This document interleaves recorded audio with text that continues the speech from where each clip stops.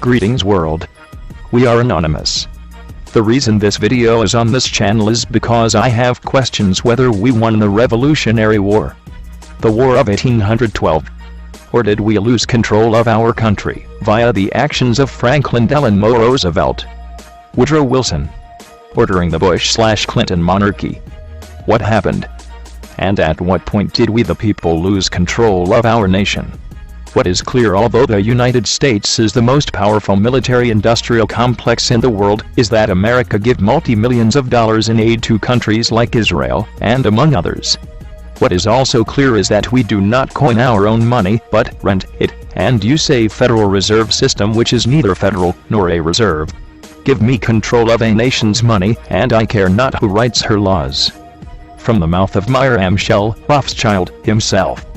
The United Nations has documented that after the Taliban took control of Afghanistan and was initially empowered to do so by the actions of the CIA, something unexpected happened.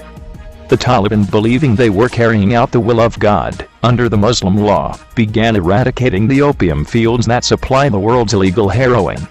They were proving to be very successful at this, as they had reduced the poppy fields from 100,000 plus hectares to as little as 7,000 hectares, nearly wiping out the world's supply of illicit heroin production.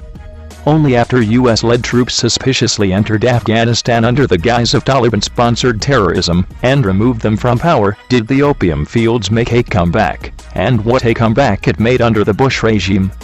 Opium production recovered to near record levels, and the Taliban, though never claiming responsibility for the events of 9/11, and never being charged officially with the alleged crimes by the FBI, have been labeled as terrorists ever since. Now we must ask ourselves, who would benefit the most from the continued sale of heroin? Who initially made their fortune from the sale of opium to China, and then proceed to launder that money into the United States stock market? Some believe there is enough evidence to show the Queen of England was a major benefactor, although it is somehow dubious to assume that the British monarchy are the sole benefactors of the worldwide sale of illicit heroin. When you follow the money, connect the dots, and objectively review the history of the United States, one begins to question who the major benefactors are to the actions of the United States, and it does not seem to always be the United States. This suggests that we are a pawn, manipulated by larger, more powerful hidden forces. As our actions do not always benefit the United States or their proclaimed interest. The discovery that all presidents are related, by a young schoolgirl, once again raises the question, have we ever in the history of our nation ever been in control of our destiny?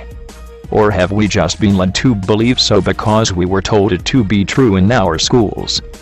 How is it that the United States has had to declare bankruptcy about every 70 years since its inception? How is it that Deutsche Bank of Germany would be the largest benefactor if all the homes in the United States were foreclosed upon? How is it that the supposed bailout of AIG allowed for most of that money to pass through AIG and end up in the coffers of Society General Bank? It was not a simple bailout, but a debt, or ransom, that had to be paid, for a reason other than what the general public has been led to believe, and even after 100 years of labor of the taxpayers, currency was being moved out of this country. In the blink of an eye, we are left again near bankrupted as a nation. It would be most beneficial to the United States to coin its own money, rather than use a system of money that keep us forever in debt. Yet we continue to use this Federal Reserve System. That is beyond the scope of an audit, and though this audit would prove that our interests are not being placed first, and likely expose the beneficiary as a foreign entity, and our handlers as treasonous, we cannot seem to get legislation to pass an audit on the Federal Reserve. It would preserve our best interests as a nation. The amount of foreign interest in the USA is literally staggering. It all begs the question, if we are not in charge of our nation, then who really is? And the things destructive to our nation's well-being are being accomplished through cloak and dagger by a selected few, who has infiltrated our system. And what are their intentions? We are anonymous. We are legion. We do not forgive. We do not forget. Expect us.